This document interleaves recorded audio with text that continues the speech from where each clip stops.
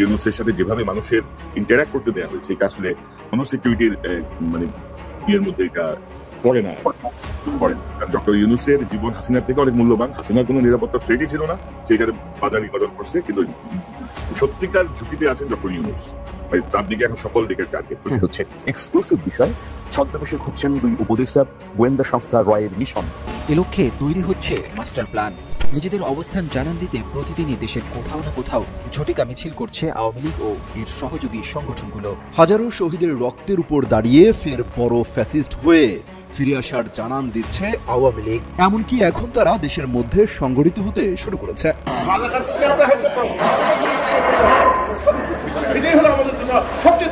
Jamaat Islami doctor Yunus সরকারের green signal পেয়েছে।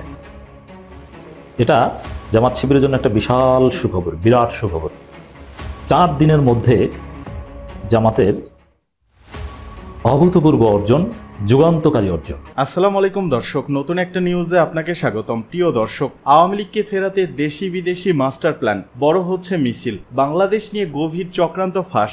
এদিকে গভীর রাতে ডক্টর ইউনূসকে হত্যার চেষ্টা, ফেঁসে যাচ্ছে ভারতীয় গোয়েন্দা সংস্থারও। কেন এবং কিভাবে ডক্টর ইউনূসকে হত্যার চেষ্টা করা হচ্ছে, বেরিয়ে এলো আসল রহস্য।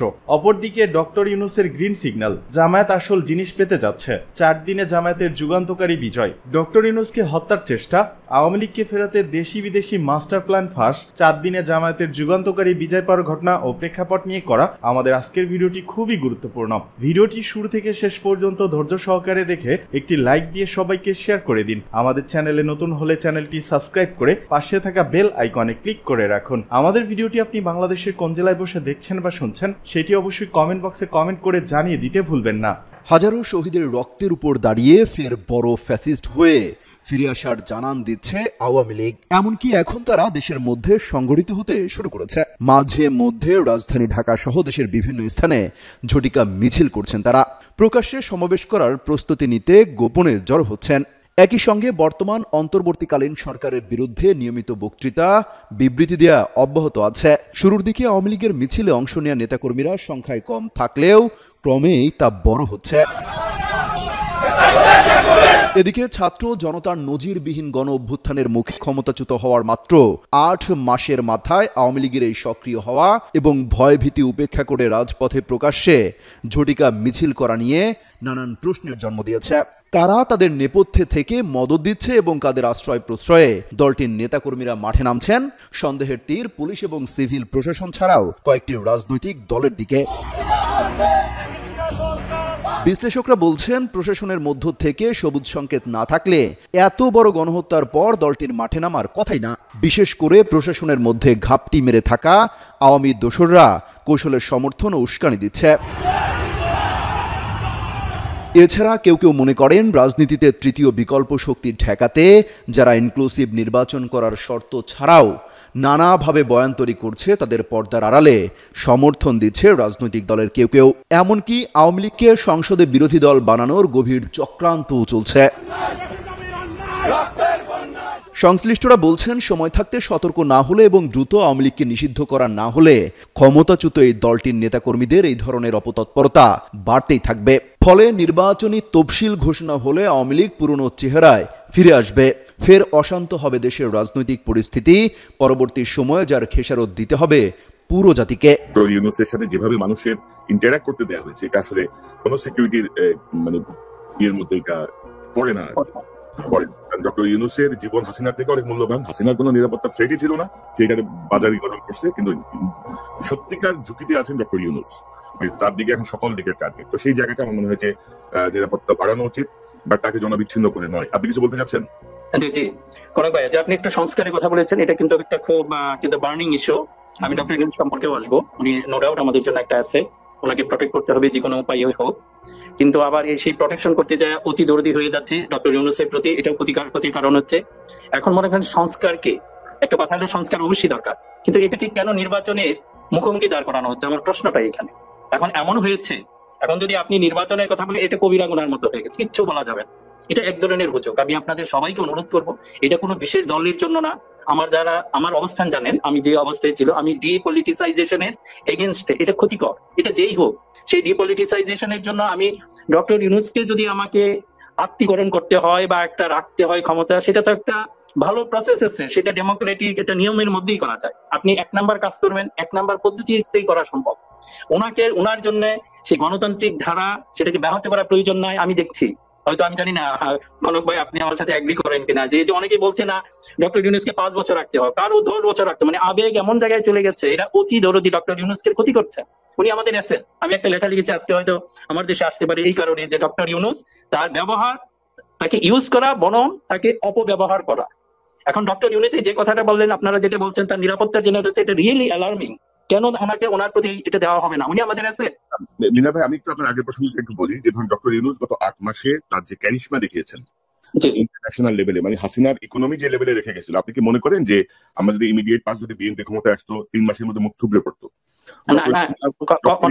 ব্যক্তিগত ক্যারিশমায়, ব্যক্তিগত যোগাযোগে ইকোনমিটাকে মানে রানিং করে ইন্টারন্যাশনাল যে চাপগুলো সেগুলো করে উনি একটা পর্যায়ে এসেছেন। মানুষ কিন্তু ধরেন বিএনপি বা অন্য কোনো দলের এগেইনস্টে না। আমি তো বলবো যে আমাদের রাজনৈতিক দলগুলো অহেতুক জনগণের মুখোমুখি চলে যাচ্ছে।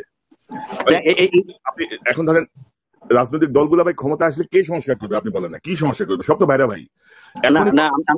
ভাই বিএনপির স্ট্যান্ডিং কমিটির মেম্বার কেউ যদি বলে আমরা ক্ষমতা গেলে কোনো সংস্কারই রাখবো না, সব কালেকশন করবো আমরা, তো আপনি কিভাবে আস্থা রাখবেন এই দলকে? বলেন। কনক ভাই, আমি প্রথমে যে জিনিসটা বলবো, যে এটার জন্য মনে করেন আমরা কিন্তু ঘুমাই থাকবো না। আমি জানি যে আপনারা আরো সোচ্চার হবেন, সেটা বিএনপি আসুক বা অন্য। আওয়ামী লীগ যেখানে টিকতে পারে না সোশ্যাল মিডিয়ার সামনে, আমি যেটা বলবো যে এটার প্রভাবটা অন্তত যারা লিডার আছেন তাদেরকে আমি বলবো বিশেষভাবে আপনারা বিবেচনা করতে। আপনারা যে অবজ্ঞা দেখাচ্ছেন, যে ইগনোর করছেন, এটা কিন্তু অ্যালার্মিং। এদের সামনে কিন্তু শেখ হাসিনা টিকতে পারে নাই। কাজেই যে আপনারা তো কিছু ডেমোক্রেটিক, আপনারা পারবেন না, কাজেই এমন কিছু করবেন না যেটা আপনাদের জন্য ক্ষতিকারক। আজকের আলোচনার বিষয় হচ্ছে এক্সক্লুসিভ বিষয়, ছদ্মবেশে ঘুরছেন 2 উপদেষ্টা, গোয়েন্দা সংস্থা রয়ের মিশন। আলোচিত এই বিষয়ের উপর আপনাদের কোনো প্রশ্ন বা মতামত থাকলে আমরা অবশ্যই নিতে চাই। আপনারা মেসেজ বক্সে গিয়ে লিখুন। প্রিয় দর্শক, ঐতিহাসিক একটা ঘটনার অবতারণা করে এই আলোচনা পাঠতে চাই। খোলাফায়ে রাশেদার যুগে আমিরুল মুমিনিন হযরত ওমর ফারুক রাদিয়াল্লাহু আনহু তার প্রজারা কেমন আছেন তা দেখতে রাতের বেলায় ছদ্মবেশে ঘুরতে বের হতেন। প্রজাদের দুঃখ দুর্দশা তার হৃদয়কে স্পর্শ করত, যে কারণে তিনি রাত্রি যাপন করে পাড়া মহল্লা, শহর, নগর ঘুরে বেড়াতেন, দেখতেন যে তার প্রজারা কেমন আছে। এই কিংবদন্তি ইতিহাস রাজ্য শাসন এবং পৃথিবীর ইতিহাসের পাতায় এখনো অবিস্মরণীয় হয়ে আছে।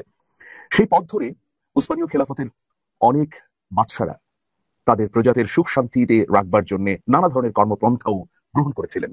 এখনো অনেক সময় যেসব শাসক প্রজাদের জন্য এভাবে সমব্যথী হন, তাদের ক্ষেত্রে সেই হযরত ওমর ফারুক রাদিয়াল্লাহু আনহুর উদাহরণটি সামনে চলে আসে। প্রিয় দর্শক, আজকে অত্যন্ত গুরুত্বপূর্ণ আলোচনা।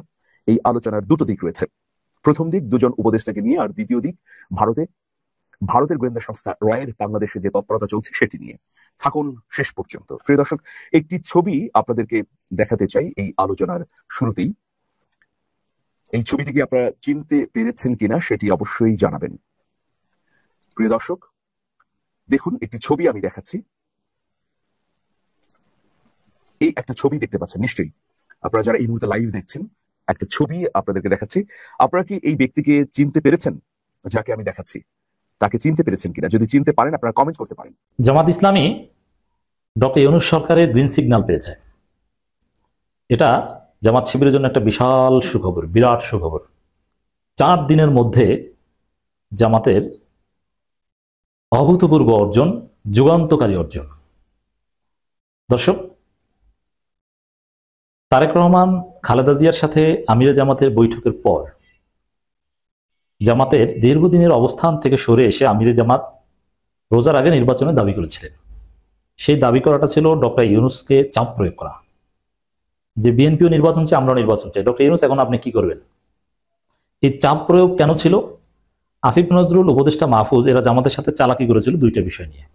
এক, এটিএম আজহারুল ইসলামের মুক্তি ইচ্ছা করে তাল বাহানা করে আটকে রেখেছিল। এগুলো সব এই 2 জনের কারসাজি, আসিফ নজরুল এবং উপদেষ্টা মাহফুজের। আরেকটা হচ্ছে জামাতের নিবন্ধন মামলা নিয়ে তাল বাহানা করেছিল। আর এই 2টা ডিল করার জন্যই টোটালি ডক্টর ইউনূস সরকারকে চাপে রাখতে বিএনপির সাথে বৈঠক করে নির্বাচনের দাবি করেছিল জামাত। তারপরে দাবি করার 48 ঘন্টার মধ্যে ডক্টর ইউনূস সরকার নড়ে চড়ে বসেছে। তারা দেখেছে যে এটা অবস্থা তো খারাপ, কারণ বিএনপি জামাত যদি একসাথ হয়ে নির্বাচনের দাবি করে, এবং বিএনপির ফুরফুরো মেজাজ, বিএনপি এখন সেই পুরনো মিত্রদের সাথে বৈঠক করে, বিএনপি এখন জামাতের সাথেও বৈঠক করার ঘোষণা দিয়েছে, বিএনপি এখন সব দলকে নিয়ে নাকি সংবাদ সম্মেলন করে নির্বাচন চাইবে। এটা খুব খারাপ, এটা ডক্টর ইউনূস সরকারের জন্য একটা চাপ।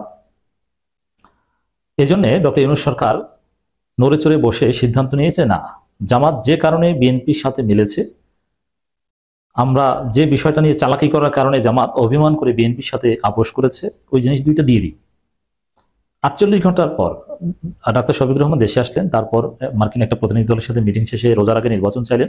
ওই নির্বাচন চাওয়ার 48 ঘন্টা পরেই ডক্টর ইউনূস সরকার সিদ্ধান্ত নিয়েছে যে না, জামাতের যে দুইটা দাবি জামাতের জন্য ক্রেডিটের একটা বিষয়, জামাতের জন্য লজ্জা শরমের একটা বিষয়।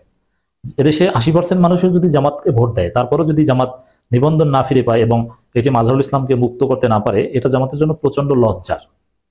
আমিরে জামাতের পোস্ট পজিশন থাকে না যে আপনি কিসের আমির, আপনি এটি মাজহারুল ইসলামকে মুক্ত করতে পারেননি, একবার আপনি স্বেচ্ছায় জেল খাটার ঘোষণা দিলেন, এই সেই, তারপরও কাজ হলো না, স্থগিত করলেন।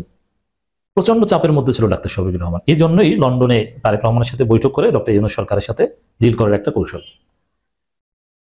ডক্টর ইউনূস সরকারের কানে পানি গিয়েছে। তারপরে এখন আসিফ নজরুল বলে দিয়েছে, কোর্টকে সিগন্যাল দিয়ে দিয়েছে যে যত দ্রুত সম্ভব এটি মাজহারুল ইসলামের মুক্তির ব্যবস্থা করে দাও এবং জামাতের নিবন্ধন ফিরিয়ে দাও। এই গ্রিন সিগন্যাল জামাতও পেয়েছে। এই গ্রিন সিগন্যাল এটা কিন্তু আবার জামাত শিশির মনির মাধ্যমে প্রচারও করিয়েছে। অতএব দর্শক, আপনারা দেখবেন 2 দিনের মধ্যে দেখবেন, আর কিছু কিছু সামনের মাসের প্রথম সপ্তাহের মধ্যে দেখবেন ঘটনা ঘটে গেছে। জামাত আসল জিনিস পেয়ে গেছে। আসল জিনিস কি? নিবন্ধন পেয়ে গেছে, আর এটি মাজহারুল ইসলামকে মুক্ত করে আনতে পেরেছে। আমিরে জামাতের লন্ডন সফরের ক্যারিশমা সব আঙ্গুল বাঁকা করার এটা একটা পদ্ধতি। এটা নিয়ে অনেক বিতর্ক আছে, আমরা সমালোচনা করেছি, শেষ পর্যন্ত এটা হয়েছে। এই যে প্রক্রিয়াটা এইভাবে হয়েছে, জামাতেরই অর্জন, এটা আমাদের সমালোচনার একটা অর্জন, আমাদের সমালোচনার একটা ফল আপনি বলতে পারেন। আমিরে জামাতের কৌশল, যদি আমিরে জামাতের ব্যক্তিত্ব নিয়ে একটু সমস্যা আছে, যে এক এক সময় এক এক কথা বলেন, সকাল সন্ধ্যা কেউ বলছেন যে অভিমানী প্রেমিকার মতো, হঠাৎ করে বলেন যে এই যারা নির্বাচন চায় তারা খাই পার্টি, শহীদের রক্তে দাক্ষবাহিনীর মধ্যে নির্বাচন চায়। আবার হঠাৎ করে বললেন যে না, আমরা আরবিতে বললেন ডিসেম্বরের নির্বাচন চাই। তার 2 দিন পর আবার বললেন যে না, যদি কিন্তু দিয়ে বিচারের আগে নির্বাচন নয়, রোজার আগে আর শব্দ এটা বলেও আর উচ্চারণ করেন না। আবার কেউ আগে স্থানীয় সরকার নির্বাচন চায় জামাতের। এটা একটা সমস্যা, কিন্তু এটা জনমন থেকে ভুলে যাবে মানুষ। হচ্ছে 2টা বিষয়, যে জামাত যদি নিবন্ধন এবং এটি মাজহারুল ইসলাম এই 2টা পায় এবং পাবে নিশ্চিত, গ্রিন সিগন্যাল দিয়েছে, এটা তাহলেই জামাতের বিজয়। আর ডক্টর ইউনূসের পাশে আছে সংস্কার চাই, এটা বলতে তো সময় লাগে না, সংস্কারের পক্ষে বিচার চাই। এটা জামাত দেখিয়ে দিতে পারবে যে কোনো ভাবে। তো দর্শক, এইভাবে এই ঘটনাটা ঘটলো। মজার না? সুন্দর না বিষয়টা?